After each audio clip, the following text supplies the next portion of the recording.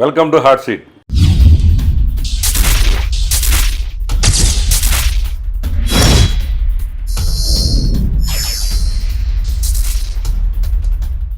ఈరోజు మన మధ్య దాసరి రాము.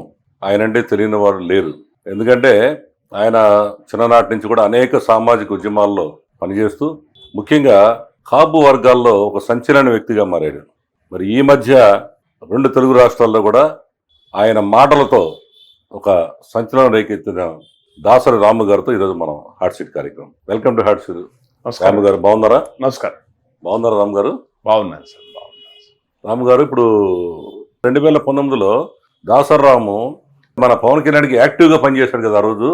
అవునండి. మరి ఎందుకు 24 వస్తారు, మీరు ఎందుకు వెనకబడ్డారు? 24కి మీ ఎక్కడ వెనకబడ్డామండి? ఆ రోజు 2019 మొదలుపెట్టి 24 ఎలక్షన్ దాకా ఆయనతోనే పనిచేశాం. అది అంటున్నారు మీరు. కానీ 24 ఎలక్షన్లో దాసరి రాము ఈ కాపు కమ్యూనిటీకి ఒక ఐకాన్ గా ఉండి ఏ సమస్యలైనా మీదేసుకొని ధైర్యంగా మాట్లాడే రాము ఎక్కడ జనసేనకు కానీ ఈ కూటమి ప్రభుత్వంలో నేను ఏ స్టేజ్ మీద చూడాల మీరు ఆయన సపోర్ట్ గా మాట్లాడటం. మరి మీరు ఎట్లా పనిచేస్తున్నట్టు? అట్లా అది అలా మాట అంటే నేను ఇక్కడ మీడియా నుంచి ఛాలెంజ్ చేస్తాను.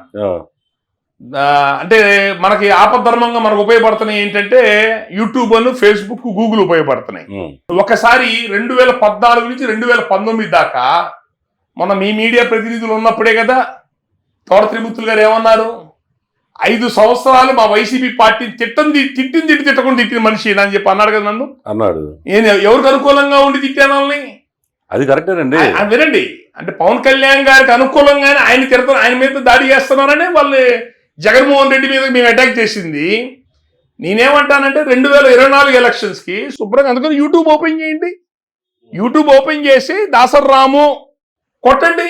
భీమవరం దాసరి రాము తాడేపల్లిగూడెం అంటే మీకు గూగుల్లో సెర్చ్ చేసుకోవడానికి దాసరి రాము తిరుపతి అని కొట్టండి. మొన్న ఎలక్షన్స్ అప్పుడు దాసరి రాము అక్కడ మీటింగ్లకి అటెండ్ అయ్యి ఎస్టీసీ బీసీలు అందరూ కలుపుకొని అక్కడ పెట్టిన మీటింగ్స్ అని యూట్యూబ్ లో కనపడతాయిగా.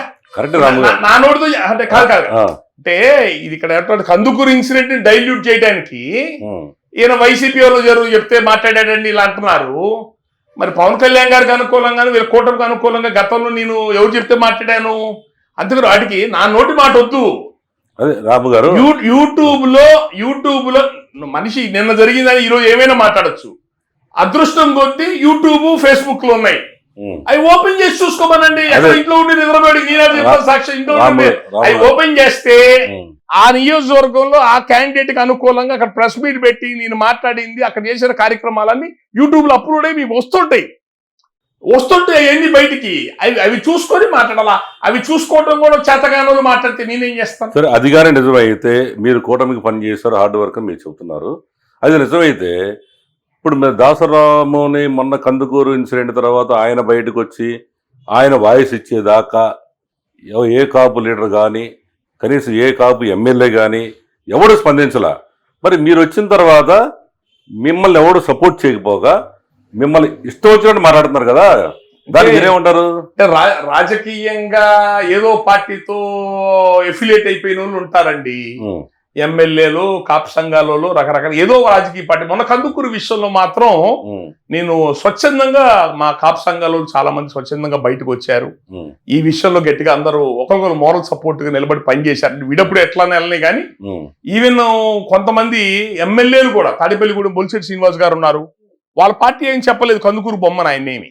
ఆయనే నాకు ఫోన్ చేసి టీవీలో మీరు మాట్లాడుతుంది చూశాను, ఇలాంటి సంఘటన ఒకటి జరిగిందా, ఇంత దుర్మార్గమైన సంఘటన జరిగిందా, పార్టీలతో సంబంధం లేదు, ఒక కాపు వ్యక్తిగా నేను ఆ ఊరికి వెళ్ళొస్తాను సార్, వాళ్ళకి ఆర్థిక సాయం చేస్తాను ఆయన నాకు ఫోన్ చేసి చెప్పాడు. అంటే ఈ సందర్భంగా బొలిశెట్టి శ్రీనివాస్ గారు దాసరి రాము ఆ రోజు ఏం మాట్లాడాడో ఆయన కూడా చూశాడు. అంతేనండి. దానికి సంబంధించినట్టుగా బొలిశెట్టి శ్రీనివాస్ గారు అంతేనండి సంబంధించినట్టుగా దాన్ని కదా. కాదండి, నిజమా కాదా అసలు ఏంటి మీరు చెప్తుంది నిజమేనా, ఇంత ఇన్సిడెంట్ జరిగిందని ఆయన ఫోన్ చేసి నన్ను అడిగింది. నేను ఆ ఊరికి వెళ్తానండి అని అన్నాడు. అంటే వాళ్ళు ఏ పార్టీలతో ఉన్నా కూడా కాపుడుగా స్పందించినట్టేగా, దాన్ని మనం యాక్సెప్ట్ చేయాలా. మొన్న అది అంటే ఎట్లా ఉంటుందని అంటేనండి, ఒక దుర్మార్గమైన చాలా నీచమైన పైశాచికమైన రాక్షసత్వంతో కూడుకున్న ఒక చర్య జరిగింది. దాని మీద సహజంగా మేము స్పందించాం. దాని మీద స్పందించినప్పుడు వేరే పార్టీలతో ఎఫిలియేట్ అయిన వ్యక్తులు కానీ రాజకీయ నాయకులు కానీ వాళ్ళ పార్టీ ఎట్లా చెప్తే అలా మాట్లాడతారు. మాకు అవసరం లేదు, మేము రాజకీయ పార్టీల మనుషులం కాదు. అట్లా ఈ పార్టీ కూడా పేద కులాలకు అండగా ఉండాలని ఆయన స్వచ్ఛందంగా చేశాం. మాకు పార్టీలు లేవు, మేము దేనికో ఏ కాసు కోసం నిలబడగలుగుతాం. మేము కొంతమంది జనం కానీ ఎమ్మెల్యేలు కానీ ఆ పార్టీకి ఎఫిలియేట్ అయిన వాళ్ళు ఏమైనా రకరకాలుగా మాట్లాడతారు, వాళ్ళందరికీ మేము సమాధానం చెప్పలేము. కాకపోతే ఇది జరిగిన దుర్మార్గం మీద మేము స్పందించి బయటకు వచ్చి గట్టిగా నిలబడ్డాం. దాన్ని రాజకీయం చేశారు, ఛానల్లో అప్లోడ్ అయింది. ఇన్సిడెంట్ అక్టోబర్ 2వ తారీఖు జరిగింది. మేము ఎప్పుడు మాట్లాడింది ఎప్పుడు 10వ తారీఖు 12వ తారీఖు మాట్లాడాము. అంటే సంఘటన జరిగిన 10 రోజుల తర్వాత. అదే ఆ విషయానికి వస్తారు రాము గారు. ఇప్పుడు కూటమి వాళ్ళు ఏమన్నారంటే సంఘటన జరిగింది, మా పవన్ కళ్యాణ్ గారు వెళ్ళేవాడు లేకపోతే మేము సీఎం గారు వెళ్ళేవాడు వెళ్తాం కదా, ఇంతలో ఈయనకి ఏం తొందర వచ్చింది, పోయి అనవసరం రెచ్చగొడతారని అన్నారు కులాల పరంగా. కానీ మీరేమంటారు? 10 రోజుల నుంచి ఏం చేస్తున్నారు? వెళ్తారండి, ఆ టైం చూసుకుని వెళ్తారు. Government busy. ఇప్పుడు ఎమ్మెల్యే ఒకటి రాము గారు, నేను అనుకుంటే మీరు తొందరపడి మీరు కావాలని కులాలను రెచ్చగొట్టడానికి వెళ్ళారని మేము కూడా అంటున్నాం. ఎందుకంటే ఎమ్మెల్యే ఆయన చెప్తున్నాడు, నేను ఇది మన పెద్ద దినం అయిన తర్వాత వెళ్దాం అనుకుంటున్నాను అని చెప్పాడు. ఇంతలోనే మీకు తొందర ఏమొచ్చింది? ఈ మాట ఎమ్మెల్యే పెద్దకరం అయిన తర్వాత పోదాం టీవీ ఛానల్ అంటే నేను విన్నాను నేను. అది ఇక్కడ మేము ప్రెస్ మీట్ పెట్టి చల్లో కందుకూర నా ఊరుకు పోయి వాళ్ళ ఇంటికి వెళ్ళి మా నైతికంగా మద్దతు తెలియజేసిన తర్వాత వెళ్ళాడు అతను. అది కూడా 15 రోజులకు వెళ్ళాడు అతను. మీరు వెళ్ళకపోతే వెళ్దాయనా? వినండి, మరి వెళ్ళడమే కదా 15 రోజుల తర్వాత పెద్దకరం అయిన తర్వాత వెళ్తాను, తాలిబొట్టు తీసే తర్వాత వెళ్తాను, పశు కుక్క తీసేదో వెళ్తాను. ఇలాంటి మాటలు మాట్లాడితే పొరపాటు, ఇలాంటి మాట ఏ ఎస్సీలకు జరిగినప్పుడు ఇలాంటి మాట మాట్లాడితే ఆ ఎమ్మెల్యేకి రాజకీయ భవిష్యత్తు ఉండదు, రాష్ట్రం రావణ కష్టం అవుద్ది. రాష్ట్రం అగ్నిగుండమే మండేది. ఇలాంటి మాటలు మాట్లాడుంటే ఏ ఎస్సీలలో పొరపాటు ఇట్లాంటి ఇన్సిడెంట్ జరిగినప్పుడు ఎమ్మెల్యే ఇట్లా మాట్లాడుంటే, అరే మా దళితులు అంటే నీకు అంత లోకు అయిపోయావరా, నువ్వు తీరిక 15 రోజులు. ఆ ఎమ్మెల్యే పక్క ఊరు మనిషి 3 శుభకార్యాలకు అటెండ్ అయ్యాడు చుట్టుపక్కల గ్రామాల్లో. వెళ్ళిన తర్వాత ఈ 10 రోజుల్లో 3 శుభకార్యాలకు అటెండ్ అయ్యి పెద్దకరమైన పోదాం. మీరు ఇంతవరకు రాజకీయ చరిత్రలో ఏ ఎమ్మెల్యే అన్నా ఈ మాట అంటూ విన్నారా? మీరు రాజకీయంగా మీరు చాలా చూశారు కదా, మీడియా పరంగా రాజకీయంగా ఎంతో మంది నాయకులు చూశారు కదా. మీరు ఇంతవరకు చరిత్రలో ఈ మాట విన్నారా? పెద్దకరమైనతో నేను వెళ్దాం అనుకున్నానండి, ఎవడన్నా చెప్తే నేను ఊర్లో లేనండి, నా ఆరోగ్యం బాగాలేదండి, హాస్పిటల్లో ఉన్నానండి, అందుకని వెళ్ళలేకపోయానంటే ఒక అర్థం ఉంటుంది. నీ పార్టీ కార్యకర్తలు అత్యంత పైశాచికంగా మర్డర్ అయ్యి జీవోత్సవాలు అయిపోయి ఉంటే నేను పెద్దకర్మతో వెళ్దాం అనుకున్నానని చెప్పనే మాట మీరు ఎక్కడన్నా విన్నారా? నేను లేదండి. అయితే ఇంకొకటి ఏంటంటే రాము గారు, మీరు ఈ మధ్య ఒక 5-6 నెలలుగా మీ పాప అనారోగ్యంతో మీరు ఇబ్బంది పడుతూ, మీకు కూడా ఆరోగ్యం బాగా మీరు మానసిక దీంతో ఎటు బయటకు కదలట్లా, మీరు టెన్షన్తో ఇంట్లోనే ఉంటున్నారు, మాకు తెలిసిన విషయమే. అసలు ఎందుకు ఈ విషయం అంత బయటకు వచ్చేసి ఎంత రియాక్ట్ అవ్వడానికి కారణం ఏంటి? అసలు ఎందుకు అయ్యారు? మా అమ్మాయి ఆరోగ్యం బాగాలేదని బ్లడ్ క్యాన్సర్ వచ్చింది మా అమ్మాయికి. అమ్మాయిని తీసుకొని 6 నెలలు నేను హైదరాబాదు, తమిళనాడు ఎక్కడెక్కడికో హాస్పిటల్స్కి వెళ్ళాను. అమ్మాయి చనిపోయింది. తర్వాత మేము ఎప్పుడు పనిచేసినా నా 25 సంవత్సరాల ట్రాక్ రికార్డులో ఎంతో మందితో పనిచేశాను. ఆశిస్తే ఎట్లాంటి పదవులైనా తెచ్చుకోవచ్చు. నేను కులానికే కన్ఫైన్ ఉండి మా చేతనైన సహాయం చేశాం తప్ప సమాజం నుంచి నేనేం కోరుకోలే. దేవుడు వెనకాల నాకు కావాల్సింది ఇచ్చారు, మా పెద్దల నుంచి వచ్చి కావాల్సినంత ఉంది, మాకు ఇబ్బంది ఏం లేదు. నేను ఎప్పుడు ఈ సమాజానికి పనిచేసింది దేవుడు మనకి ఇచ్చాడు ఎంతో కొంత బతకడానికి, మన చుట్టూ సమాజానికి చేతనైన చేద్దామనే చేశాను తప్ప వ్యక్తిగతమైన స్వార్థం మాకు ఎప్పుడు లేదు. కానీ నేను కోరుకుంది ఏంటంటే కనీసం మన కుటుంబ సభ్యులు మన బిడ్డలు బాగుంటే, కళ్ళ ముందు బాగుంటే చాలని కోరుకున్నాను. నేను నా కూతురు రూపంలో నాకు అది కూడా దక్కలేదు. నేను ఇప్పుడు 4-5 రాష్ట్రాల్లో కాపు సంఘాలు నిర్మాణం చేశాను, పెద్ద పెద్ద వ్యవస్థలు నిర్మాణం చేశాను, రాజకీయంగా ఎన్నో పనులు చేశాము, ప్రజారాజ్యం చేశాను, జనసేన చేశాను, ఆర్ఎస్ఎస్తో ఉన్న అనుబంధం కొద్ది బీజేపీకి పనిచేశాను.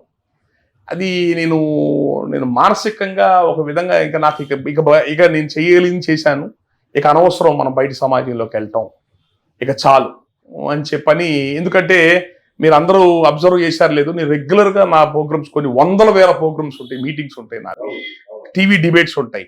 ఇప్పుడు కాదు, మొన్న ఎలక్షన్స్ అయిపోయిన తర్వాత 2024 ఎలక్షన్స్ అయిపోయిన తర్వాత మీరు నన్ను ఇంతవరకు ఎక్కడ చూడలే, ఎవరు. అదే ఆశ్చర్యమే. నేను రాజకీయాలకి మిగతా విషయాలు అన్నిటికి కూడా దూరంగా దూరంగా ఉంటున్నాను. ఈ మధ్యకాలం కూడా కందుకూరు ఇన్సిడెంట్ కూడా జరిగిన 2వ రోజే నాకు ఫోన్ వచ్చింది, అయ్యా మీరు చూసుకోండి, నేను ఇంట్లో నుంచి బయటికి రావట్లేదు, నా ఆరోగ్యం బాగుంటలేదు, నేను ఎక్కడికి రావట్లేదు, మీరు ఫాలోఅప్ చేసుకోండి, ఏదైనా మరీ ఇబ్బంది వస్తే నాకు చెప్పండి అని అంటే, మళ్ళీ ఆమంచి సోములు గారు మిగతా వాళ్ళు, అయ్యా ఇప్పుడు వారం 10 రోజులు అయిపోయింది, అతి లేదు గతి లేదు, వాళ్ళు గుంటూరు హాస్పిటల్ జీవోత్సవాలుగా పడి ఉన్నారు. కేసు చూస్తేమో చాలా బలహీనంగా ఉంది. ఎమ్మెల్యే ఇంతవరకు వాళ్ళు టీడీపీ కార్యకర్తలు ఎమ్మెల్యే ఇంతవరకు పట్టించుకోలేదు. ఏ పేపర్ టీవీలో కూడా ఈ విషయం ఎక్కడ సరిగ్గా కనపడట్లేదు. మనందరం ఇట్లా వదిలేస్తే ఏమైపోతారంటే ఆ కుటుంబం ఏమైపోద్దండి అని చెప్పానంటే మళ్ళీ అప్పుడు సోములు గారు అందరం కలిసి గుంటూరులో ఉదయ హాస్పిటల్లో ఉన్న వాళ్ళని వెళ్ళి కలిస్తే వాళ్ళ పరిస్థితి చూస్తే హృదయ విదారకంగా ఉంది. వాళ్ళ పరిస్థితి వాళ్ళు లక్షలు ఖర్చు అయిపోతున్నాయి. వాళ్ళు పట్టించుకున్న నాదులు లేరు. రెక్కాడితే కానీ డొక్కాడన్న కుటుంబం. అది చూసి మాకు బాధేసి ఆ బాధ ఆవేదనలో మేము బయటకు వచ్చి ప్రెస్ మీట్ పెట్టాం. మేమేమన్నా ఈ సంఘటన జరిగింది రెండో రోజు పోయి అక్కడ టెంట్ వేసి ధర్నా చేసి రోడ్డు ఎక్కితే కులాన్ని లాగినట్టు రాజకీయం చేసినట్టు. ఇన్సిడెంట్ జరిగిన 10 రోజులు కూడా పట్టించుకోకపోతే మేము రోడ్డు ఎక్కి మాట్లాడాం. దాన్ని కూడా తప్పు పడితే దాన్ని రాజకీయం చేశారు, కులాన్ని తెచ్చారని చెప్పానంటే కులాలు కాకపోతే ఆ గుద్దిన వ్యక్తి ఎంత ధైర్యం ఉండి నా ప్రభుత్వం కావడం నన్ను కాపాడితే ధైర్యం లేకపోతే గుద్దుతారా? ఇంకో డ్రైవర్ నుంచి డబ్బులు ఇచ్చి గుద్దిస్తాడు, చంపిస్తాడు. అంత కక్ష ఉంటే వాడు డైరెక్ట్ గా ఇన్వాల్వ్ అయ్యాడంటే నా ప్రభుత్వం నన్ను కాపాడుతుందని ధైర్యమేక, నా ఎమ్మెల్యే మా కులపోడు ఎమ్మెల్యే మమ్మల్ని కాపాడుతారు ధైర్యమేక. రామ్ గారు ఒక్క నిమిషం అంటే మీరు ఆవేదన అంతా చెప్పారు కంటిన్యూషన్ గా. మనం షార్ట్ కట్ లో కొన్ని మాకు అనుమానాలు ఉన్నాయి మీ మీద. ప్రజలకి ఇవాళ రాష్ట్రం అంతా మీ గురించి చాలా హాట్ టాపిక్ నడుస్తుంది. కొన్ని బుల్లెట్ పాయింట్స్ మాట దానికి సూటిగా సమాధానం చెప్పండి. మీ యొక్క ఆవేదన అంతా చెప్పేశారు, బాగుంది. మేము కొన్ని క్వశ్చన్స్ మాకు ఇవాళ హాట్ సీట్ అంటే వేడివేడిగా ఉండే క్వశ్చన్. ఫస్ట్ మీ బాధ అంతా చెప్పేశారు ఎందుకు జరిగిందని. ఇప్పుడు మీ మీద ప్రధాన ఆరోపణ ఏంటంటే సరే కందుకూరు ఇన్సిడెంట్ జరిగింది, వెళ్ళారు చూసి వచ్చారు. నా సూటిగా చెప్పాలి సమాధానం. మీరు ఒక కమ్మ కులం మీద అంత దారుణంగా మీరు మాట్లాడారంట. వాళ్ళు ఈరోజు అంత కమ్మ కులం బాధపడుతుంది. ఎందుకు మాట్లాడారు, కారణం ఏంటి? షార్ట్ కట్లో చెప్పండి. జనసేన పార్టీకి మద్దతుగా జగన్మోహన్ రెడ్డి ప్రభుత్వంలో మేము రోడ్డు మీదకి ఎక్కి అంటే పవన్ కళ్యాణ్ గారిని వాళ్ళు విమర్శించేవాళ్ళు, జగన్మోహన్ రెడ్డి పార్టీ వాళ్ళు, అతను కానీ అతని మనుషులు కానీ. లోకల్ బాడీ ఎలక్షన్స్లో జనసేన పార్టీ వాళ్ళు టీడీపీ వాళ్ళు ఎవరు కంటెస్ట్ చేయాల. జనసేన పార్టీ వాళ్ళు కంటెస్ట్ చేస్తున్నప్పుడు చాలా చోట్ల వాళ్ళని కొట్టడం, తప్పుడు కేసులు పెట్టడం, వాళ్ళని బెదిరించడం, చాలా రకాలుగా ఇబ్బంది పెట్టారు. ఎవరిని? జనసేన పార్టీ కార్యకర్తల్ని, కేడర్ని. ఓకే, వాళ్ళు కమిటీలు వేసుకుంటే, గ్రామ కమిటీలు వేసుకుంటే కమిటీల్లో వేసుకున్న సభ్యులందరినీ వాళ్ళు ఇళ్ళకి వెళ్ళిపోయి వాళ్ళు బెదిరించి మీకు వచ్చే పథకాలు పోతాయి, మీ పిల్లలు కేసులు ఇరుక్కుంటారు, మీరు ఆ జనసేన పార్టీలో పనిచేయడం మీ పిల్లల్ని ఆపండి అని చెప్పని బెదిరించేవాళ్ళు. అలాంటి పరిస్థితుల్లో మేము రోడ్డెక్కి పవన్ కళ్యాణ్ గారి కోసం రోడ్డెక్కి జగన్మోహన్ రెడ్డి మీద మేము ఫైట్ చేస్తున్న రోజున ఏ టీడీపీ పార్టీ నాయకులు మాతో పాటు లేరు, నా కంటి కనపడలా వాళ్ళు. ఇది నిజం. ఇది మళ్ళీ ఛాలెంజ్ చేస్తా ఇదే విషయాన్ని. ఇదే చేస్తా అంటే ఆ రోజు జగన్ మీద ఫైట్ చేసే రోజు ఎప్పటికే మీరు ఎవరు మార్కెట్లో లేరు. ఈ రోజున మేము పేద కులాలు అందరం కలిసి మిమ్మల్ని గెలిపిస్తే మీరు చేసే పని ఏంటి? మమ్మల్ని కార్లేసి తొక్కించడమా? మీరు మాకు చేసే పని ఏంటి? జనసేన పార్టీ కార్యకర్తలకు ఎక్కడన్నా గ్రామాల్లో విలువ ఉందా? ఎమ్మెల్యే దగ్గర దానికి పవన్ కళ్యాణ్ గారు చూస్తున్నారు. మీకేం రాము గారు పార్టీ పని చేసేవాడికి నాకు అధికారం ఉంది. అధ్యక్షుడు లేదు మీకెందుకండి? పార్టీ అధ్యక్షుడు నియంతో పోకడే రాష్ట్రంలో నియంతో రాజుగారి పరిపాలన ఉంది. ఏమన్నా ప్రజాస్వామ్యం ఇది. ఆ పార్టీకి పనిచేసిన వ్యక్తిగా నాకు హక్కు ఉంది. గ్రామాల్లో జనసేన పార్టీ కార్యకర్తలకు విలువ లేదు. కాపు కులానికి సంబంధించిన ఏ గవర్నమెంట్ ఆఫీసులో ఒక మెయిన్ లైన్ లో, ప్రైమ్ లైన్ లో ఉండరు, స్ట్రీమ్ లైన్ లో ఉండరు.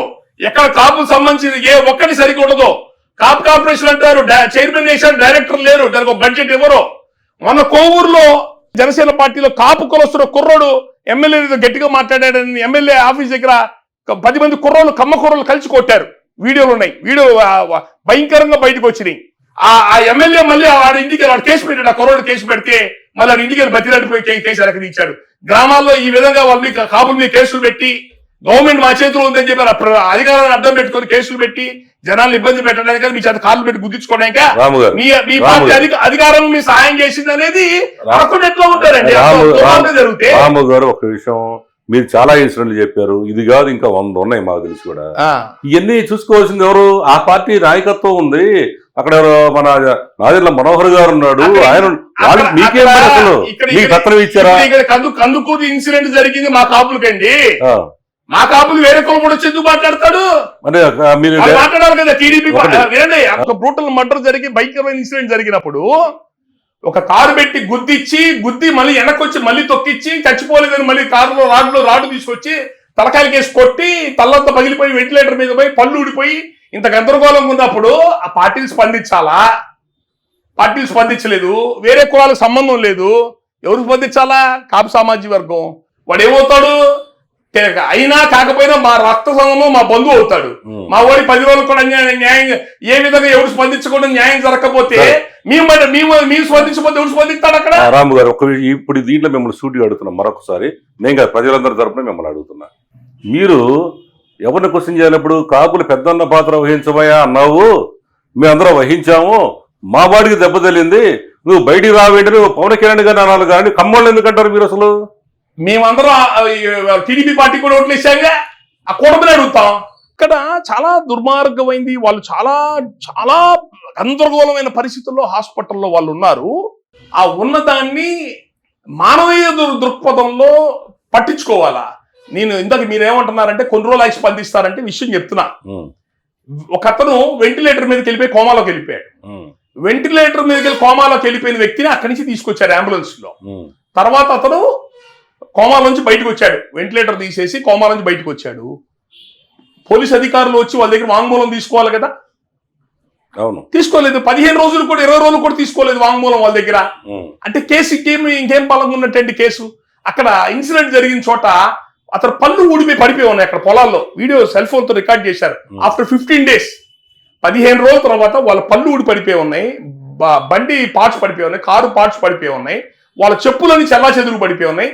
సీన్ ఆఫ్ ఎఫెన్స్ లో ఏం రికార్డ్ చేసుకుని అవి సెక్యూర్ చేయాల అంటే మీరేమంటారంటే మళ్ళీ నిదానంగా స్పందిస్తారంటే అసలు కేసే ఉండదు సార్ ఇంక స్పందించడానికి. దాసరాము ఆయన స్పందించిన తీరు, ఆయన వివాదాస్పద వ్యాఖ్యలు ఆయన ఎందుకు చేశాడు, అలాగే ఇప్పుడు ప్రస్తుతం ఒక ఏబి వెంకటేశ్వరరావు మాజీ డీజీపీ ఆయన దాసరాము మీద ఎందుకు ఇలాంటి వ్యాఖ్యలు చేశాడు, ఈ విషయాలన్నీ తెలుసుకునే ముందు చిన్న బ్రేక్ తీసుకుందాం. సమస్యలపై రగిలే జ్వాల మేము, అవినీతిని అడ్డుకునే అధికారులం మేము. రాష్ట్రమైన దేశమైన ప్రశ్నించే గొంతు మాది. మా కోసం కాదు, మా బిడ్డల భవిష్యత్ కోసం పోరాడతాం. విప్లవ పునాదులను పుట్టిస్తాం. అందరికీ సామాజిక న్యాయం జరిగేలా చేస్తాం. ఇది మా దేశం, ఇది మా హక్కు. ప్రజా సమస్యల పరిష్కారానికి వస్తుంది మీ ప్రజాగలం, మీ నెంబర్ 1 న్యూస్లో. Welcome back to hot seat. చూడండి దాసరామ గారు, కందుకూరి ఇన్సిడెంట్ గురించి మీరు చేయాల్సింది మీరు చేశారు. వాళ్ళకి న్యాయం కూడా ప్రభుత్వం వెంటనే స్పందించింది. ఏదో 10 ఎకరాల పొలం ఇచ్చారు, డబ్బులు ఇచ్చారు, అంతా బాగానే ఉంది. ఈ మధ్యలో మాజీ డీజీ ఇంటెలిజెన్స్ డీజీ కూడా ఏబి వెంకటేశ్వర గారు లైన్లోకి వచ్చారు. సడన్గా వచ్చి అసలు ఈ ప్రభుత్వం ఏంటయా, ఎవడు మర్డర్ చేయిస్తే వాడికల్లా వచ్చేసి డబ్బులు ఇచ్చేస్తారా? 900 మర్డర్లు జరిగినాయి లాస్ట్ ఇయర్, అందరికీ 10 ఎకరాల పొలం 20 లక్షలు క్యాష్ ఇస్తారా? ఇది తప్పు. వాడెవడో ఇదే లాంగ్వేజ్, ఆడెవడో ఒక పిచ్చోడు మాట్లాడాడు, ఏదో ఇంకా లాంగ్వేజ్ నాకు కరెక్ట్ గుర్తులేదు, ఈ కులం గురించి అది మాట్లాడాడు, ఎట్లా ఇస్తారని క్వశ్చన్ చేశాడు. దానికి మీ స్పందన ఏంటి చెప్పండి. అంటే అతను మాట్లాడిన భాష ఎట్లా ఉందంటేనండి, వాళ్ళ ఇంట్లో జరిగితే ఒక ఎదిగిన 3 మగపిల్లలు ఒకటి చచ్చిపోయి 2 జీవోత్సవాలు అయి ఉంటే వాళ్ళ ఇంట్లోనో చుట్టుపక్కల ఎక్కడ జరిగితే ఆ నొప్పి తెలుస్తుంది. ఎవరో సస్తుంటారండి. మీ సొమ్మేం పోయింది, మీ గాదుగా జరిగింది. చాలా చాలా ఈజీ లాంగ్వేజ్, చాలా ఈజీ లాంగ్వేజ్. ఎవడెవడో సస్తుంటాడండి, ఎక్కడెక్కడెవడో పొడుచుకుంటుంటారండి అని చెప్పనంటే కేవలం వాళ్ళ కమ్యూనిటీ వాడు ఈ పని చేశాడని ఒక విధంగా వాడు వెనకేసుకొచ్చే ప్రక్రియ భాషలో అతను మాట్లాడింది. ఏవో జరుగుతుంటాయండి. అంటే ఒక కుటుంబంలో ఇంత పైశాచికమైంది జరిగితే అది మీకు దగ్గరలోనూ మీ ఇళ్లలో ఎక్కడ జరుగుతా నొప్పి తెలుస్తుంది, ఆ బాధ ఎట్లా ఉంటుంది. అంటే ఆయన అంటే ఏంటంటే నా యొక్క అభిప్రాయం, ఈ రకంగా మర్డర్లు చాలా జరుగుతుంటాయి. ప్రతిసారి ప్రభుత్వ భూములు ప్రభుత్వ డబ్బులు ఇస్తుంటే ఇది కరెక్ట్ కాదు కదా. ఎవరైతే చంపేశారో వాడి ఆస్తులను జప్తు చేసి వీడికి ఇప్పిస్తే బాగుంటుంది అన్నాడు. ఆయన దాంట్లో ఏకీభవిస్తున్నా, మీరేమంటారు? బ్రహ్మాండంగా నేను ఏకీభవిస్తున్నానండి. అది వాడు ఆ పని చేశాడంటే వాడు వెనకాల డబ్బు, మద అహంకారము, అధికార అహంకారము ఏయోటి ఉంటే ఆ ధైర్యంతోనే ఆ పని చేస్తాడు. అవి వాడితో ఏ ఆధారం చేసుకుని మాట్లాడుతున్నాడో వాటిని నరికి ఆ ప్రాపర్టీస్ అనేవి వాడికి సీజ్ చేసి ఈ అన్యాయం జరిగిన ఇంటి కుటుంబానికి దాంట్లో తీసి ఇచ్చేటట్టుగా ప్రభుత్వం ఏదైనా ఇనిషియేటివ్ తీసుకొని చేస్తే మేమందరం నైతికంగా దానికి మద్దతు తెలియజేస్తాం. ఎందుకంటే ఇప్పుడు యోగి ఆదిత్యనాథ్ యూపీలో కూడా ఎవడన్నా తప్పు చేస్తే వాళ్ళ కుటుంబ సభ్యులందరినీ బాధ్యులు చేసి పరిస్థితి ముందు ఆ ఇల్లు గుర్తు చేసేయంటారు. వాడు చేసింది నీచమైన పని, సమాజానికి వ్యతిరేకమైన పని. ఇప్పుడు ఏబి వెంకటేశ్వర గారు చెప్పింది కరెక్టేగా ఈ విషయంలో? ఏబి వెంకటేశ్వరరావు గారు చెప్పింది కరెక్టే. అయితే ఏ పద్ధతిలో దేనికి డబ్బులు ఇస్తారని చెప్పని అనేటట్టయితే రోడ్ యాక్సిడెంట్స్ అయిన వాళ్ళకి, అగ్ని ప్రమాదాలు జరిగిన వాటికి, ఇందాక మీరు కూడా అన్నమాట ఎక్కడెక్కడో జరుగుతుంటాయి, ఎక్కడో విషపు వాయులు గ్యాస్ లీక్ అయినాయి వైజాగ్ లో, అయ్యేదా కంపెనీల మీద వేయాలిగా, ఇన్సూరెన్స్ క్లెయిమ్ చేసుకుంటే సరిపోద్దిగా. అందుకేనండి ప్రభుత్వం ఎందుకు ఎక్స్‌గ్రేషియా ప్రకటిస్తుంది దానికి? అది ప్రజలచే ఎన్నుకోబడ్డ ప్రభుత్వం యొక్క నైతిక బాధ్యత. ఆ జరిగిన సంఘటనలో ఉన్న పరిస్థితి తీవ్రతని బట్టి ఆ కుటుంబం మళ్ళీ కోలుకునే పరిస్థితి ఉందా, వాళ్ళు బతకడానికి అవకాశాలు ఉన్నాయా లేవో చూసి దాని మానవత్వ కోణంలో సహాయం చేయాల్సిన బాధ్యత ప్రభుత్వానికి ఉంది, చెయ్యాలి. గతంలో ఎన్నోసార్లు ప్రభుత్వాలు ప్రతి సంఘటనలో ఎక్స్‌గ్రేషియా ప్రకటిస్తారు, ప్రతి సంఘటనలో సహాయం చేస్తుంటారు ప్రభుత్వం. ఇదో కొత్త ఏం కాదు. తెలుగుదేశం పార్టీ సంబంధించిన కార్యకర్తలే చాలా మంది చనిపోయిన వాళ్ళు ఉన్నారు. దాని ప్రభుత్వ పరంగా ఏదో విధంగా సహకారం అందించిన సందర్భాలు ఉన్నాయి. అదే విధంగా వీళ్ళకు కూడా మానవీయ కోణంలో చెయ్యాలి. ఎన్టీ రామారావు గారిది పెద్ద విగ్రహం, చాలా పెద్ద విగ్రహం రాజధాని ఏరియాలో పెడతామని అన్నారు. అది ఎన్ని 100 కోట్లు అవుతుందో నాకు తెలియదు, కానీ దాన్ని డిజైన్ చేసి, ఈ విగ్రహాన్ని డిజైన్ చేసి ఎన్ని కోట్లు ఖర్చు అవుతుంది, ఎక్కడ పెట్టాలా, ఏ విధంగా పెట్టాలా అన్న ఒక కంపెనీకి స్ట్రక్చర్ డిజైన్ చేయడానికి 10 కోట్లు శాంక్షన్ చేశారు.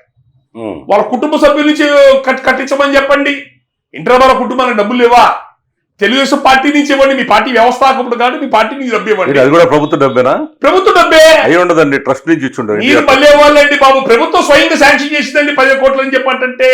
అది మీ అందరూ మీడియాలో చూసే ఇన్ఫర్మేషన్ అండి. ఇది మాకేం చెప్తారు వాళ్ళు వచ్చి, మాకేమన్నా మీడియాలో చెప్పే ఇన్ఫర్మేషన్ నేను మాట్లాడుతుంది. దానికి స్ట్రక్చర్ డిజైన్ చేయడానికి ఇచ్చారు, అంబేద్కర్ గారికి పెట్టించారని చెప్పంటే. అంబేద్కర్ అంటే వాళ్ళు దేశం మొత్తానికి సంబంధించిన వాళ్ళు, దేశం కోసం త్యాగాలు చేసిన వాళ్ళు. ఓకే, ఇప్పుడు మీకు అవకాశాలు ఉన్నాయి కదా, మీరు ఎన్టీఆర్ ట్రస్ట్ ఉంది, తెలుగుదేశం పార్టీ మీకు ట్రస్ట్ ఉంది, మీరు స్వచ్ఛందంగా చేయండి, ప్రజలు మిమ్మల్ని మెచ్చుకుంటారు. ప్రభుత్వ డబ్బులు ఎందుకు పెట్టాలా? ఇట్లాగే మన ఈనాడు రామోజీరావు గారు రాష్ట్ర ప్రభుత్వానికి ఏం సంబంధం? మీ తెలుగుదేశం పార్టీకి అనుకూలమేమో.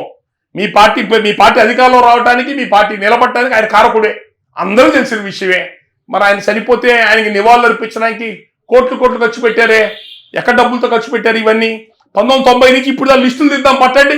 రాష్ట్ర వ్యాప్తంగా ఎక్కడెక్కడ ఇండస్ట్రియల్ కారిడార్ లో ఏ కులాలకు ఎన్ని భూములు ఇచ్చారు, ఎవరెవరికి ఎన్ని శాంక్షన్ చేశారు, లెక్కలు తీద్దాం. రాము గారు బయటపడతాయి. రాము గారు ఒక విషయం, మిమ్మల్ని ఎందుకు అందరూ అంటే మీరు ప్రభుత్వాన్ని అనవసరంగా మీరు బదనాం చేయడం కోసం మీరు ఎన్ని కులాల వారీగా రెచ్చగొడుతున్నా అంటున్నాం, మీరు ఏమంటారు? కాదండి, ఇది ఎలా ఉందంటే, చంపినోడు కమ్మోళ్ళతోనూ చచ్చిపోయిన వాళ్ళు కాపులు కాబట్టి ఆయన ఉక్రోషంతో మాట్లాడారు అంటున్నా నేను. ఇదే తెలుగుదేశం పార్టీ మాచర్లో ఎవరో ఒక అతను బీసీ కమ్యూనిటీ అతను చనిపోయాడు, తోట ఇంటి పేరు అతను ఒక ఎవరు చంపారు. లేకపోతే అతను మొన్న ఎవరో చెప్పారు, ఒంగోలు దానికి చంద్రబాబు నాయుడు గారు, లోకేష్ గారు వెళ్ళారు దానికి. కానీ కుటుంబానికి ఉద్యోగం, ప్రభుత్వ ఉద్యోగం ఏదో ఏర్పాటు చేస్తాము, జీవో ఇచ్చని చెప్పని అన్నారు. కానీ మీడియాలో మేము చూసింది ఏంది, ఎక్స్‌గ్రేషియా ఇస్తున్నట్టుగా మీడియాలో మేము చూసాము. మీ మీద ఉన్న ప్రధాన ఆరోపణ ఏంటి? దాసరాము వెనక ముందు చూసుకోకుండా ఆయన ఇష్టం వచ్చినట్టు తప్పుడు సమాచారం మాట్లాడి ఈ ప్రభుత్వాన్ని నైతికంగా దెబ్బతీయడం కోసం చూస్తున్నారంట. దానికి ప్రధానంగా మీరు అంది ఏంటంటే, మొన్న మీరు మాట్లాడిన విషయం, ఎవరైతే వీరయ్య చౌదరి ఒంగోలులో చంపబడ్డాడో అతనికి ₹1 ఎక్స్‌గ్రేషియా ఇచ్చారని మీరు చెప్పారు. అది తప్పు ముమ్మాటికి. ఎందుకు మీరు మాట్లాడారు ఆ విషయం? అలాగే రెండో విషయం కూడా చెప్తున్నా. ఇవాళ ఏబి వెంకటేశ్వరరావు గారు ఆయన రిటైర్డ్ అయిపోయిన తర్వాత ఆయన పోలీస్ హౌసింగ్ కార్పొరేషన్ చైర్మన్ ఇచ్చిన మాట వాస్తవం. బట్ ఆయన స్థాయికి చిన్నదని ఆయన అది పదవి తీసుకోవాల. మరి మీరు పదవి తీసుకున్నట్టుగా భావించి నెలకు 4 లక్షల జీతం తీసుకున్నాడు ఏబి వెంకటేశ్వరరావు అని తీవ్రమైన ఆరోపణ మీరు చేశారు. ఈ 2 విషయాలే మీరు తప్పు చేశారు ముమ్మాటిగా నేను అంటున్నా. ఎందుకు మీరు అట్లా ప్రవర్తించారు చెప్పండి. ఇప్పుడు మనం ప్రాక్టికల్ గా మాట్లాడుకుందామండి. ఆయనకి AP police housing corporation chairman retire అయిన తర్వాత ఆయనకి ఉద్యోగం ఆఫర్ చేసింది మనం బయట విన్నామా లేదా? కరెక్ట్, విన్నాము. ఆయన ఉద్యోగాన్ని తీసుకున్నాడు. ఆయన ఎమ్మెల్సీ కావాలా, నాకు నాకు పనికిరాదని చెప్పి అన్నది మీ ఎక్కడ మీడియాలో మేము వినలేదుగా. ఎందుకు రాలేదు? ఎందుకు వచ్చింది? ప్రముఖంగా వచ్చిందండి. మేము ఆయనకి ఆఫర్ చేసిన ఉద్యోగం ఉంది, మీ పరిగణలో తీసుకున్నాం తప్ప ఆయన ఆ ఉద్యోగంలో చేరడం లేదో మాకేం తెలుస్తుందండి. బయటకు ఇది బయటకు వచ్చిందా లేదా, ఆయనకి ప్రభుత్వం ఏపీ హౌసింగ్ కార్పొరేషన్ చైర్మన్ అన్నది ఆయనకి ఇవ్వడానికి ప్రభుత్వం సిద్ధంగా ఉందా అన్నది బయటకు వచ్చిందా లేదా? మరి మీరు 4 లక్షలు తీసుకుంటున్నాడు అని ఎట్లా ఆరోపిస్తారు? మేము ఆ ఉద్యోగంలో ఉన్నాడని మేము అనుకుంటున్నాం. ఎట్లా అనుకుంటారు రాము గారు? మేము అట్లాగే అనుకున్నాం. అట్లా కదండి, మేము ఏదైతే టీవీలో చూసామో, బయట మీడియాలో ఏదైతే చూసామో, ఆయన ఆ పార్టీకి అనుబంధమైన వ్యక్తి, ఆ పార్టీకి అనుకూలమైన వ్యక్తి. అందుకని జగన్మోహన్ రెడ్డి అతన్ని అరెస్ట్ చేశాడు, అతని మీద గట్టిగా అరెస్ట్ చేశాడు జగన్మోహన్ రెడ్డి అని చెప్పని అనుకుంటుంటాం మేము. ఆయనకు ఒక పెద్ద పోస్ట్ ఆఫర్ చేశారు, ఆ పోస్ట్ అది తీసుకున్నాడని మేము అనుకున్నాం. ఈ విషయంలో మాత్రం మీరు తప్పు చేశారు రాము గారు. అది ఒకవేళ మాకు ఇన్ఫర్మేషన్, రాంగ్ ఇన్ఫర్మేషన్, మిస్ఇన్ఫర్మేషన్ అయ్యి ఉంటే తప్పు నాది, దాన్ని తప్పకుండా క్షమాపణలు చెప్తాను. పెద్ద విషయం. అలాగే వీర చౌదరి విషయంలో కూడా ఆయన ₹1 ఇవ్వలేదు, వాళ్ళు అంతా ట్రోలింగ్ జరుగుతుంది మీ మీద. భారీ ఎత్తున లక్షల సంఖ్యలో ట్రోల్ జరుగుతుంది, మీరు చూసారో లేదో. వీర చౌదరి ఇంటికి చంద్రబాబు గారు వెళ్ళిన మాట వాస్తవం, రైట్. వాళ్ళ అబ్బాయి లోకేష్ గారు వెళ్ళిన మాట వాస్తవం. ఏమండి, మరి ₹1 ఇవ్వలేదు, ఇది కన్ఫామ్ వాళ్ళు చెబుతున్నారు.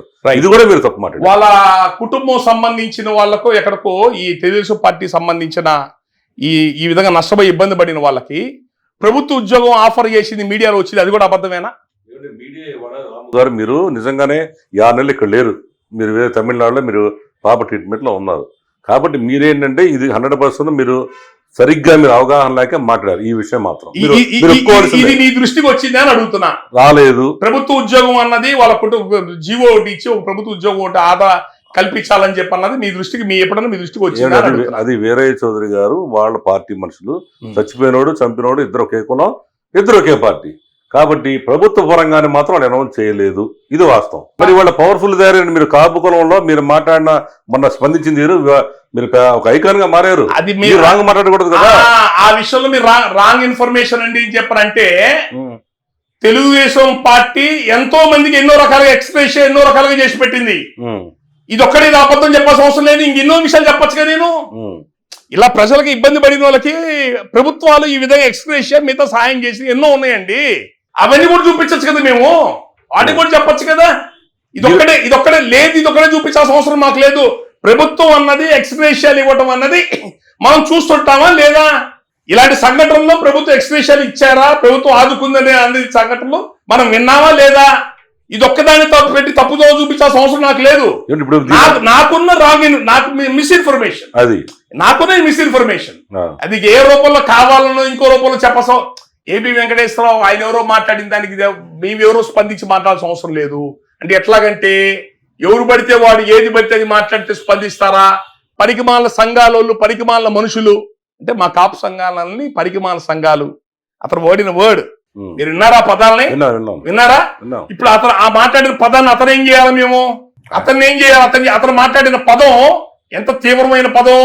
మేమందరం కలిసి గొడ్డు చాకిరి చేసి మీ తెలుగుదేశం పార్టీ ప్రభుత్వాన్ని ఏర్పాటు చేస్తే ఆ ప్రభుత్వంలో నువ్వు మళ్ళీ నువ్వు పోస్టింగ్ తీసుకొని పొద్దున పోస్టింగ్ తీసుకొని సాయంత్రం రిటైర్ అయిన మనిషిని, మేము మా అందరి కష్టంతో ఏర్పడ్డ ప్రభుత్వాలతో దాంట్లో నువ్వు పోస్టింగ్ తీసుకుని సాయంత్రం రిటైర్ అయ్యావు, నువ్వు మమ్మల్ని పట్టుకొని పరికిమాల సంఘాలు అంటావా? రాము గారు ఇప్పుడు ఈ విషయం అంటే దీన్ని మీరు ఏ రకంగా తీసుకోవాలి దీన్ని? రాము గారు అయితే నేను నా లైఫ్ లో మేము ఇంతవరకు ఎప్పుడు కూడా ఒక విషయాన్ని తప్పుదో పట్టించడం అనేది, వేరే మా అమ్మాయితో ట్రీట్మెంట్ వేరే ఊళ్ళో ఉన్నా అవన్నీ కాదు, అవన్నీ తప్పించుకొని ఆ మాటలు నాకు అలవాటు, నా జీవితంలో అలవాటు లేదు. ఉన్నట్టుగా స్ట్రైట్ ఫార్వర్డ్ గా ఉండే మనిషిని, స్ట్రైట్ ఫార్వర్డ్ గా ఎక్కడ అన్యాయం జరుగుతుంది దానికోసం నిలబడే మనిషిని. నాకు మిస్ఇన్ఫర్మేషన్, ఎక్స్ప్రెషియా మిస్ఇన్ఫర్మేషన్, ప్రభుత్వ ఉద్యోగం కూడా విన్నానండి నేను. ఈ రెండు నాకున్న మిస్ఇన్ఫర్మేషన్. ఈవెన్ మొన్న నేను మాట్లాడుతున్నప్పుడు మన వాళ్ళతో నలుగురితో మీటింగ్ లో అడిగా నేను, ఏమంటే ఇట్లా అంటున్నారంటే, అవునండి వాళ్ళు ₹1 ప్రకటించారు కదా అని చెప్పి నాతో పాటు పక్కన ఉన్న వాళ్ళు కూడా ఆ మాట నాతో అన్నారు. అది మిస్ఇన్ఫర్మేషన్ తో వచ్చింది. నెక్స్ట్ చంద్రబాబు నాయుడు గారు ఆయనకు ఉద్యోగం ఆఫర్ చేసినంత వరకు మాకు తెలుసు. కమ్మ సామాజిక వర్గం టీడీపీ వాళ్ళు ఎంత పాత్ర ఉందో రంగా గారి మర్డర్లో, కాంగ్రెస్ పార్టీ జలగ వెంగళరావు, శిరీష్ రాజు, రెడ్ల పాత్ర కూడా అంతే ఉందని గట్టిగా మాట్లాడిన వ్యక్తిని అది కూడా ట్రోల్ చేస్తున్నారు, చూస్తున్నారు. అది కూడా ట్రోల్ చేస్తున్నారు మళ్ళీ నన్ను. అది కూడా నేను రెడ్లను విమర్శించి గట్టిగా మాట్లాడింది రంగా గారి మర్డర్లో వాళ్ళు ఉన్నారని చెప్పని. అంటే మీకు అనుకూలంగా మాట్లాడితే నేను మంచోడిని, మీకు వ్యతిరేకంగా మాట్లాడితే నేను చెడ్డోడిని. అట్లా మాట్లాడుతాండి. సంఘటన జరిగిన పరిస్థితులు బట్టి కడుపు మండి ప్రభుత్వం ఎవరు స్పందించకపోతే మా ఆక్రోశం, ఆవేదన వెళ్ళగక్కా. దాని ముఖ్యమంత్రి ఎప్పుడైతే బాధ్యత తీసుకుని ముందుకు వచ్చి ఆ గట్టిగా న్యాయ విచారణ జరుపుతూ ఆ కుటుంబాన్ని ఎంతో కొంత ఆదుకుంటాం అన్న తర్వాత మళ్ళీ మేము ఏమన్నా దాన్ని రాజకీయం చేశామా, ఇష్యూని పెంచామా? మేము ఎవరినన్నా ఆయన స్వాగతిస్తున్నాం, ముఖ్యమంత్రి గారిని మాట్లాడిన దానికి స్వాగతిస్తున్నాం, దీన్ని న్యాయ విచారణ జరిపించని అన్నాం. విజయవాడలో రౌండ్ టేబుల్ కాన్ఫరెన్స్ పెట్టుకున్నా కూడా ఆ కుటుంబానికి ఆర్థికంగా సహకరించడానికి పెట్టుకున్నాము, కానీ ఈ ఇష్యూని మళ్ళీ రగల్చడానికి కాదు. ఏపీ వెంకటేశ్వరరావు తీసుకొచ్చి ఎవరు పడితే వాళ్ళు ఎవడో సస్తుంటాడు, రకరకాల మనుషులు పోతుంటారు. రకరకాల మనుషులు పోయేది ఏంది? ఎవడెవడో చచ్చిపోయేదానికేనో ఈ సంఘటన ఒకటి ఎట్లా అవుతుంది? నీకు మనిషి ప్రాణం అంటే చూడకుండా ఉందా? కాపుల ప్రాణం అంటే కాపు సంఘాలను చూడకుండా ఉందా? పనికి మాలిన సంఘాలలో ఎవడెవడో ఏదో మాట్లాడతానంటే అది అతను మళ్ళీ ఇష్యూ చేశాడు. దాన్ని మేమెవరో ఇష్యూ చేయలేదని, మేము దాన్ని అనవసరంగా దీన్ని అనవసరం పెంచకూడదని మేము తగ్గించుకునే ప్రయత్నం. ఓకే రామ్ గారు, బాగుంది మీ వివరణ. మీకు అసలు చాలా ఇంపార్టెంట్ క్వశ్చన్ ఇది. ఇవాళ కాపుల పరిస్థితి ఎలా ఉందంటే, అది మీరు కాపుల్లో ప్రముఖంగా ఉన్న వాళ్ళు కొంచెం స్ట్రాంగ్గా మాట్లాడేవాళ్ళు మీరు కాబట్టి మిమ్మల్నే అడుగుతున్నా. కాపులకి ఏమైనా సమస్యలు వస్తేనేమో పవన్ కళ్యాణ్ గారి దగ్గరికి వెళ్తే అక్కడ ఎవరో స్పందించట్లేదు, ఎవరితో మాట్లాడాలో తెలియట్లేదంట. గట్టిగా మీలాంటి వాళ్ళు మాట్లాడితే ప్రభుత్వం ఏముంటుందంటే, ఈయనవడే మాట్లాడడానికి పవన్ కళ్యాణ్కి డిప్యూటీ సీఎం ఇచ్చాం, ఆయన కదా మమ్మల్ని గెలిపించింది, రాము అంటారు ఏంటి తిరిగి, లేకపోతే కాపులు అంటారు ఏంటి అంటున్నారు. అసలు ఏంటి వెరైటీగా ఈ పెద్ద కాపు జాతి ఇలా ఇరకాటంలో పడిపోయింది రాము గారు? ఇరకాటంలో పెట్టి ఆడుకుంటున్నారు కులంతో. మరి దీనికి ఆయన స్పందించాలి. పవన్ కళ్యాణ్ ఒక మనిషిని పెట్టి ఆయన మాట్లాడకపోయినా మీలాంటి ఒకరిని పెట్టి కాపులు నేను మాట్లాడకూడదు, ఈ రాము దగ్గరకో లేదా సుబ్బారావు దగ్గరకో సోముల దగ్గరికి వెళ్ళండి అని అనాలి కదా. అది చేయట్లా. మీలాంటి వాడు మాట్లాడితే మీరెవరో మాట్లాడండి కాపులు రెచ్చగొడుతున్నారు ప్రభుత్వం అని అంటున్నారు. ఇప్పుడు ఏం చేయాలి? ఇప్పుడు నేను ఒక మీడియా పరంగా మేము అన్ని కులాల వాళ్ళకి సమానంగా చూస్తాం. మా మీద కూడా కొంచెం విరుచుకుపడ్డారు, ఇది మేము లైవ్ ఇచ్చినందుకు. మేము చెప్పాం, శెట్టిపల్లి కులం వాళ్ళు మీటింగ్ పెట్టుకుంటే 3 గంటల సేపు మేము లైవ్ ఇచ్చాం, ₹1 కూడా మేము ఛార్జ్ చేయలే. ఏమిటి నిన్న మీ సంఘటన తర్వాత ఒక ప్రకాశం జిల్లాలో ఒక చాకలి కుటుంబం వాళ్ళు 10 ఎకరాల పొలం ఉంటే వాళ్ళు వచ్చి లాక్కుంటారంట ఆ పొలాన్ని. ఎవరు మళ్ళీ జీవితం మీరు కూడా కులాన్ని రెచ్చగొడతాను కమ్మ సామాజిక వర్గమే వాళ్ళే వచ్చి లాక్కుంటారు. ఇప్పుడు మేము మరి మీడియా వార్తలు మేము కూడా ఉన్నట్టుగా మీ టైప్ వేస్తున్నాం కాబట్టి చూడండి, ఆ నెంబర్ 1 ఛానల్లో కులాలు మరి వాడు వచ్చి చెబుతున్నాడు, మేము చాకలో ఉండండి మా కులం కమ్మోళ్ళు లాక్కున్నారండి అంటున్నాడు. మరి మేము కూడా అసలు ఆలోచించాల్సిన పరిస్థితి వచ్చింది.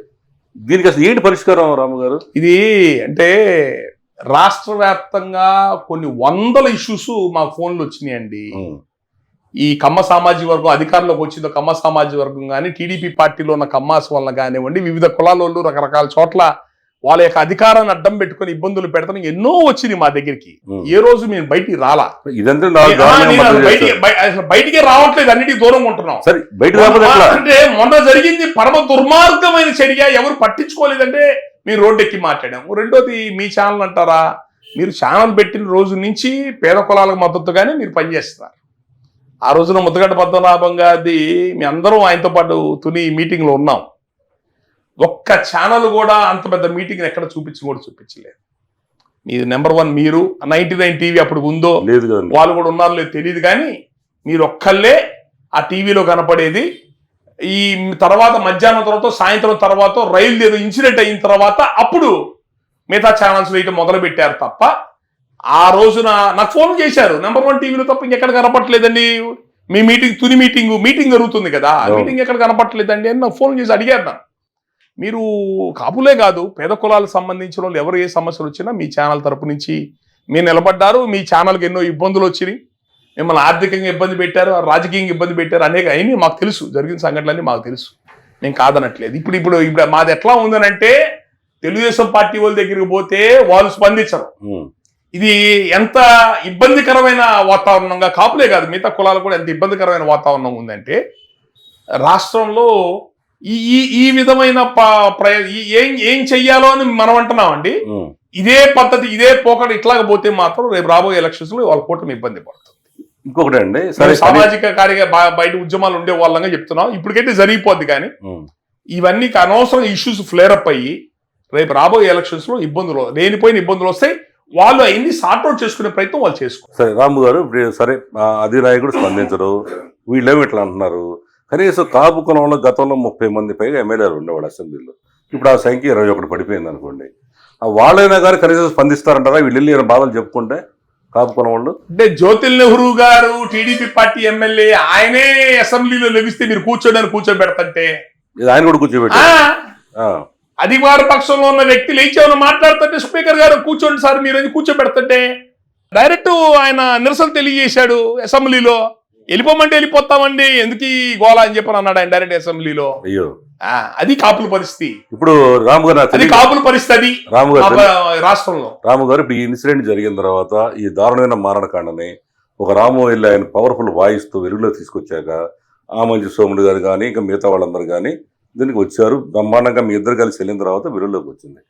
కనీసం ఎమ్మెల్యేలు ఎవరైనా మీతో టచ్లో ఉంటారు కాబట్టి వాళ్ళు పర్సనల్గా మాట్లాడి రాము మీరు ఎలబట్టే కొంచెం వెలుగులోకి వచ్చిందయ్యా మేము మాట్లాడలేకపోతున్నాం అని ఎవరన్నా స్పందించారా? లేదు, ఏ ఎమ్మెల్యే కూడా అసలు ఏ ఎమ్మెల్యే లేదు. ఒక త్రిమూర్తులు గారు మాత్రం మా పార్టీ ఎటువంటి ఇన్స్ట్రక్షన్స్ ఇవ్వలేదు మాకేమి, మమ్మల్ని ఈ ఇష్యూలో వెళ్ళమని కానీ ఫాలోఅప్ చేయమని చెప్పలేదు.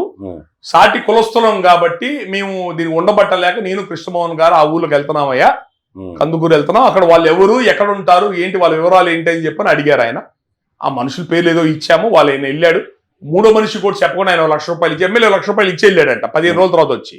ఆయన లక్ష ఆయన మొహాన్ని కొట్టమ్మా, ఆయన తీరిక 15 రోజుల తర్వాత స్పందించాడు, ఇది పద్ధతి కాదు, ఆ లక్ష తిరిగి ఇచ్చేసాయనని ఆయన జోబు నుంచి ₹1,00,000 అక్కడ ఇచ్చేసి వచ్చేసాడంట ఆయన. బొలిశెట్టి శ్రీనివాస్ వెళ్ళాడుగా. ఆ తర్వాత బొలిశెట్టి తర్వాత హోమ్ మినిస్టర్ గారు అందరూ కలిసి వెళ్ళారు. వాళ్ళు ఆయన విడిగా ఆయన వెళ్ళా. అంటే ఈ మొత్తం ఉన్న కాపు ఎమ్మెల్యేల్లో ఒక తోట త్రిమూర్తులు గారు పార్టీ రహితంగా వచ్చాడు. బొలిశెట్టి శ్రీనివాస్ గారు డబ్బు సొంతకి ఇచ్చాడంట. ఆయన ఈ జరిగిన సంఘటనకి ఆయన చాలా బాధపడి చాలా దుర్మార్గం ఇది, ఆ కుటుంబాన్ని మనం ఏదో రూపంలో ఆదుకోవాలా, మీరందరూ కూడా ఫైనాన్షియల్గా సహకరించండి, నా వంతు నేను సహకరిస్తాను, నేను వెళ్దాం అనుకుంటున్నాను, ఇంకా నాకు పార్టీ నుంచి వెళ్ళమని నాకు ఇన్స్ట్రక్షన్స్ రాలేదు, అవి వచ్చిన తర్వాత నేను వెళ్తానండి అని అన్నాడు. తర్వాత హోమ్ మినిస్టర్ వాళ్ళతో పాటు కలిసి వెళ్ళాడంట. అంటే ఆయన స్టేట్మెంట్ ఇచ్చాడు. ఈ సందర్భంగా బొలిశెట్టి శ్రీనివాస్ ఏం చేశాడంటే దాసరాము గారు చంట నేను టీవీలో చూశాను, ఆ స్పందన అప్పుడే తెలిసింది నాకని చెప్పాడు. అంటే నాకు తెలిసానంటే ఈ ఉన్న ఎమ్మెల్యేల్లో బొలిశెట్టి శ్రీనివాస్ గారు కొద్ది గొప్ప కాపుల మీద ధైర్యంగా ముందుకు వచ్చాడు అనుకుంటున్నా. రెండో తోట త్రిమూర్తులు అంతే కదా, ఇంకెవరు స్పందించలా? లేదండి, పెద్దగా అంటే మాకెవరు ఫోన్ చేయలేదు. మీరు చేయలేదండి, ఇంకెవరు చేస్తారు? మాకెవరు ఫోన్ అంబటి రాంబాబు గారు మాత్రం టీవీలో చూశాను. ఆయన హాస్పిటల్కి జక్కపూడి రాజా వాళ్ళ హాస్పిటల్కి వెళ్ళి వాళ్ళు పరామర్శించి ప్రెస్ స్టేట్మెంట్స్ ఇవ్వడం టీవీలో చూశాను. తర్వాత ఇప్పుడు ఆమంచి సోముడు జనసేన కార్యదర్శిగా ఉన్నాడు. ఆయన ఏంటి మరి పార్టీని వ్యతిరేకించి వచ్చాడైనా ఇప్పుడు దీంట్లోకి మరి ఆయన్ని సస్పెండ్ చేయాలి? అయ్యో అంటే కాదండి, పార్టీకి వ్యతిరేకంగా వచ్చేది ఏంటండి, పార్టీ కంటే ముందు ఆయన కాపు కదండి, కాపు కులస్తుడు కదండి, సాటి కాపుడితో స్పందించాడు. దానికి పార్టీతో అవసరం ఏముందండి స్పందించడానికి? దానికే ఇబ్బంది రాదు ఆయన పార్టీ, అది వాళ్ళ పార్టీలో వాళ్ళ ఇష్టం, అది వాళ్ళ పార్టీలో గీత దాటితే సస్పెండ్ అంటున్నారు కదా, మరి ఎందుకు సస్పెండ్ ఉంచుకుంటారో సస్పెండ్ చేసుకుంటారో వాళ్ళ ఇష్టం. అది కాదండి, చాలా మందిని ఫటాఫట్ ఇప్పుడు ఎగ్జాంపుల్ ఏంటి, రాజకీయ పరంగా 2 నిమిషాలు మాట్లాడు. చివరిగా కాళహస్తిలో మన బలిజ కులానికి సంబంధించిన అమ్మాయి కష్టపడి జనసేన పార్టీలో 2 సంవత్సరాలు పనిచేసి భార్యాభర్తలు అక్కడున్న స్థానిక ఎమ్మెల్యే రెడ్డి అక్రమంగా ఇరికిచ్చేసి పాపం జైలుకు పోయింది. ఆధారాలు కూడా బయట రిలీజ్ చేస్తారు. అలాంటి మీరే స్పందించరేంటి రాము గారు? స్పందించరు అని చెప్పానంటే నేను అదే అంటుందండి, మేము కాపులు ఏదో ఇక్కడ ఇన్సిడెంట్ జరిగినాయి కదా అంటే ప్రతిదాన్ని మేము ఎట్లా పడితే అలా భుజాన్ని వేసుకుంటాము, తమ్ముడు తనోడైనా ధర్మం తప్పకూడదనే మనస్తత్వం కాపులందరిది కూడా. మనోడే కదరా కాపాడుకుందాం, ఎలాగో రక్షించుకుందాం, ఈ నేచర్ కాపులకు ఉండదండి. శ్రీకాళహస్తిలో జరిగిన ఇన్సిడెంట్ ఇది తమిళనాడు పోలీసులు ఎంక్వైరీ చేశారు. వీళ్ళు ఏ కారణంతో డ్రైవర్ చచ్చిపోయాడు, ఎవరు చంపారు, ఎట్లా చనిపోయాడు, ఏ కారణాలతో చచ్చిపోయాడు అన్నది తర్వాత ఈ మధ్యలో వచ్చిన వీడియోలు.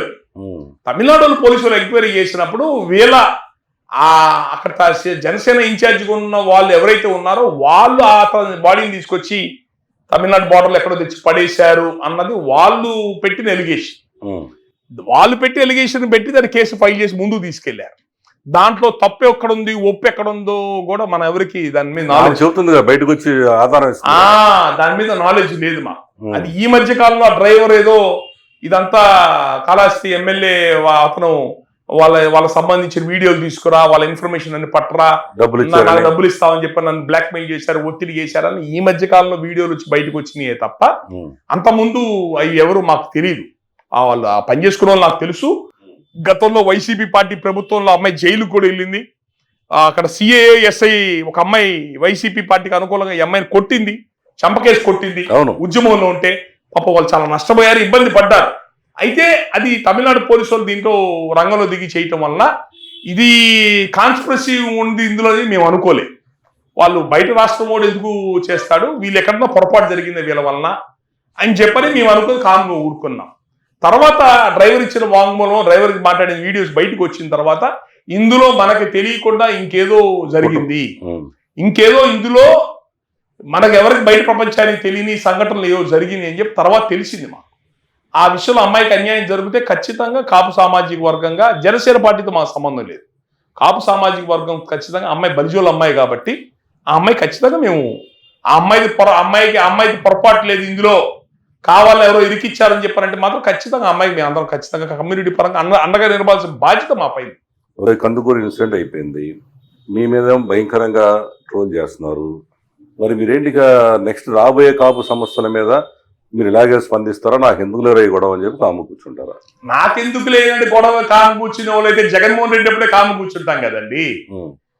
వీటన్నిటికి భయపడే మనుషులు భయపడే వాళ్ళం అయితే మేము అప్పుడే కాము అయిపోయే వాళ్ళంగా. ఎవడు లేని రోజుల్లో రోడ్డు మీద నిలబడి పోరాడిన వాళ్ళం మేము. ఇవన్నీ మాకు చిన్నపిల్లలు కుప్పికలుతుల్లా కనపడుతుంటాయి. ఇట్లాంటివన్నీ సోషల్ మీడియాలో మాట్లాడే వాళ్ళందరూ ఆ మగాళ్ళు ఎవరు నాతో పాటు నిలబడిపోయారు వచ్చి మార్కెట్లో ఆ రోజున జనసేన పార్టీ జగన్మోహన్ రెడ్డి ఈ రోజు మాట్లాడే ప్రతి ఎదవ అంట. మీరు మగాళ్ళు అయితే మా రోజు మాతో పాటు వచ్చి నిలబడిపోయారా? మేము మార్కెట్లో ఉన్నాం, యూట్యూబ్ లో గూగుల్ కొట్టు, దాసరావు జగన్మోహన్ రెడ్డి మీద ఏ విధంగా నిలబడి పోరాడే యూట్యూబ్ లో కనపడతాయి, నీకు తీసి చూసుకోండి. అవన్నీ మమ్మల్ని తిట్టాడు బాగా అని వైసీపీ ప్రతి వాళ్ళు చెప్తారండి. వైసీపీ వాళ్ళు అంటారు అదే, 5 సంవత్సరాలు మమ్మల్ని తిట్టాడా ఈయన దాసరావు అని చెప్పని అంటారు వాళ్ళు వైసీపీ వాళ్ళు. నన్ను ఇప్పుడు టీడీపీ వాళ్ళు నేను వైసీపీకి అనుకోవడం అంటారు. అంటే మీకు కావాలంటే మేము మంచోళ్ళం, TV5 వాళ్ళు, ABN ఛానల్ వాళ్ళు, జగన్మోహన్ రెడ్డి యొక్క దౌర్జన్యం అవినీతి మీద మాట్లాడాలంటే నాకు ఫోన్ చేసల్లా సార్ పలానా ఇన్సిడెంట్ మీద వాయిస్ ఇవ్వండి అని చెప్పి తీసుకునే వాళ్ళు నా దగ్గర. పవన్ కళ్యాణ్ గారి ముఖ్యమంత్రి, ఆయన కూడా ముఖ్యమంత్రి అయ్యారా 1 year అనగానే బంద్. ఇక ఆ ఛానల్స్ నుంచి ఫోన్ రావడం కూడా అయిపోయినాయి నాకు. అంటే ఏంది అంటే మమ్మల్ని వాడుకుంటున్నారా మీరు అందరూ కలిసి? మీ పార్టీని బతికించుకోవడానికి మిమ్మల్ని మీరు బతికించుకోవడం మమ్మల్ని వాడుకుంటున్నారా? మేము ఇవన్నీ లెక్క చేసే మనుషులం కాదు. కాకపోతే నేను మళ్ళీ చెప్తున్నా, నేను ఆ రోజే ఎలక్షన్స్ అయిన 2వ రోజే నేను రాజకీయాలన్నిటికీ ఆ రోజే దండం పెట్టేశాను. నా మనసు విరిగిపోయింది. ప్రజారాజ్యం పనిచేసినా, జనసేన పనిచేసినా, అట్టడుగు పేద కులాల రాజ్యాధికారం కోసం మేము పోరాడాం. అది మేము అనుకున్నది మొన్న రీచ్ కాలం. తెలుగుదేశం పార్టీ కనుమరుగైపోతుంది, బలహీనమైపోయి తెలుగుదేశం పార్టీ బతికించడానికి మేము ఉపయోగపడ్డాం తప్ప ఈ జనసేన పార్టీ బలోపేతం చేసుకోవడానికి పేద కులాల రాజ్యాధికారం కోసం మేము ఉపయోగపడ్డట్టుగా మాకు కనపడ్డా. నాకు ఆ రోజే విరక్తి వచ్చేసింది, ఒక రకమైన వైరాగ్యం వచ్చేసింది నాకు. ఆ రోజు నుంచి నేను దాదాపు ఏ యాక్టివిటీస్ వీటిలోకి ఇన్వాల్వ్ అవ్వట్లేదు, ఏ ప్రెస్ మీట్లోకి. ఇప్పుడు మీతో మాట్లాడితే కోపం వచ్చింది, 20 సీట్లు అంటే కోపం వచ్చింది నాకు. లోకల్ బాడీ ఎలక్షన్స్ బాయ్కాట్ చేసిన వాళ్ళు వాళ్ళ టికెట్ ఇస్తారా మాకు? మేము వాళ్ళకి ఇవ్వాలా? ఏంటిది? చెప్పేవాడు ఉంటే వినేవాడు ఉంటే చెప్పేవాడు ఏంటని చెప్తాడు అన్నట్టు చివరి పంచాయతీ ఇది. అది మానసికంగా నాకు అది మేము ఒక విధంగా మేము చేసిన పోరాటం ఇంకెవరికి ఉపయోగపడింది, పేద కులాలకు ఉపయోగపడకుండా ఒక బాధ ఉంది. ఆ రోజు నుంచి నేను అన్నిటి దూరంగా ఉంటున్నాను. ఈ మధ్యకాలం మా అమ్మాయికి కొంచెం అనారోగ్యం వచ్చి నేను కుటుంబాన్ని కూడా ఏ రోజు ఈ 25 ఏళ్ల నా జీవితంలో కుటుంబాన్ని ఎప్పుడు పట్టించుకోలేదు. బయట ప్రపంచమే సరిపోయింది నాకు. అది నాకు మనసు బాధేసింది. నా కుటుంబాన్ని సరిగ్గా చూసుకోలేకపోయాను. ఇకనైనా మన కుటుంబాన్ని మనం జాగ్రత్త చూసుకుందాం. మనం మిగతా విషయాలు అనవసరం. సమాజానికి చేసేంత వరకు చేసాం, ఇంక ఓపిక లేదు, చేసే ఓపిక లేదు, మనసు కూడా లేదు. ఎందుకంటే ప్రతిసారి మేము చాకరీ చేస్తున్నాము, ఆ చాకరీని ఎవరో ఒకరు ఎక్కడో చోట వాడేసుకుంటున్నారు. అది కాపులకి పేద కులాలకు రావట్లా, ఉపయోగపడట్లా. అది మొన్న ప్రజారాజ్యం పనిచేసే 18 మంది ఎమ్మెల్యేలు కాంగ్రెస్ పార్టీ అవిశ్వాస తీర్మానం, జగన్ అవిశ్వాస తీర్మానం పెడితే కాంగ్రెస్ పార్టీ బతికించడానికి ఉపయోగపడ్డారు. ప్రజారాజ్యం 18 మంది ఎమ్మెల్యేలు పేద కులాలకు ఉపయోగపడలా. ఇప్పుడు అంతే, ఇప్పుడు మేము చేసిన పోరాటం కూడా తెలుగుదేశం పార్టీకి ఉపయోగపడింది తప్ప పేద కులాలకు ఉపయోగపడలా. ఈ రకమైన అనేక రకాల దెబ్బలు తిన్నాం. ఈ దెబ్బలు తిన్న తర్వాత మనసు ఇక మాకు దేనికో వచ్చి బయటకు వచ్చి పనిచేసే మనసు కానీ అది లేదు, ఓపిక కూడా లేదు. సరే, కాపులకైతే మీరు పనిచేస్తారా? ఇబ్బంది ఉన్నప్పుడు వాయిస్ ఇస్తారా లేదా? కాపు కులంలో ఉన్నారు మన వాళ్ళు, చాలా మంది నాయకులు ఉన్నారండి. మొన్న ప్రభుత్వం నుంచి పూర్తిగా అసలు అన్యాయం అయిపోయి ఎవరు పడకలేదని చెప్పంటే రోడ్డు మీదకి వచ్చి మాట్లాడాం. అట్లాగే పేద కులాల నుంచి ఎవరికన్నా ఏదైనా ఇబ్బంది వస్తే మీరు వాయిస్ ఇస్తారు కదా. ఖచ్చితంగా అంటే ఇక అది కూడా అప్పుడు కూడా స్పందించకపోతే మనం మనుషులం కాదు కదండి. ఓకే అండి, ఇది ఈరోజు మనం దాసరి రాము గారితో హాట్ సీట్ కార్యక్రమం. ఆయన యొక్క మనోభావాలని మనం ఉన్నాం.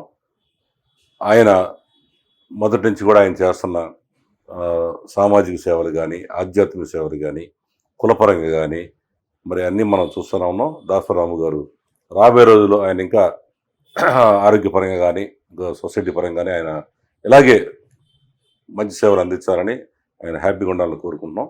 Thank you very much. చూస్తూనే ఉండండి నంబర్ 1 న్యూస్.